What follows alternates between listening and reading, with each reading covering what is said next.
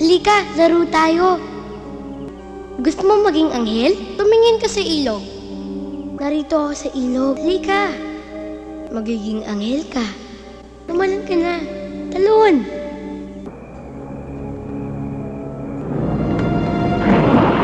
Kuya Jun, si Maristo! Kuya Jun! Kuya Junjun! Kuya Junjun! Kuya Jun! Hey guys, welcome back. Sa video na ito ay pag-uusapan natin ang isang kaluluwang nangunguha ng mga bata sa isang tulay. Si Mauro Flores o mas kilala sa palayaw na Uro ay isang batang namatay noong taong 1921 sa San Cristobal. Ibinenta siya ng kanyang tiyuhin na siyang nag-aalaga sa kanya sa pag-aakalang dadalhin siya ng napagbentahang Amerikano sa ibang bansa. Huwag ka nang tumakbo! Catch it!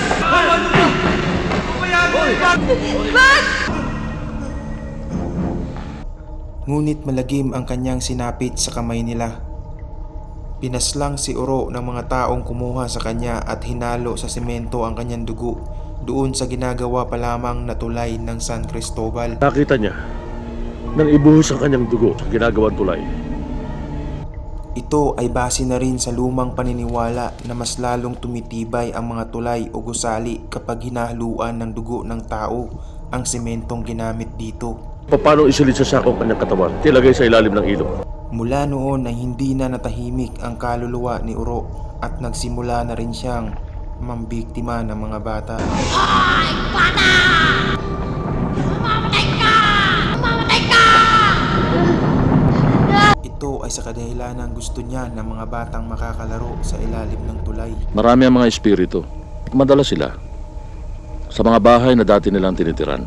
Madalas din sila kung saan sila namatay. Hindi sila umaalis kasi ayaw pa nilang bumitiw. Kuminsan hindi nila matanggap na patay na sila. Ate, nandito kami sa ilog. Nonoy? Marami kami dito, ate. Noy! Ang mga nabiktima ni Uro ay hindi makaalis sa ilalim ng tulay dahil ayaw niya itong payagan. Nasaan si Kuya Junjun? I love you, ate. Huwag kang iiyak. Ate, huwag kang iiyak. Gusto ni Uro, marami siyang kalaro. Nasaan siya? Nasa ibaba ng tubig. Itong ilog. Si Uro ay na-featured sa episode 14 ng Shake, Rattle and Roll na ang pamagat ay ang tulay. Isa ito sa mga episode ng Shake, Rattle and Roll na sadyang nagbigay ng kilabot noong aking kabataan.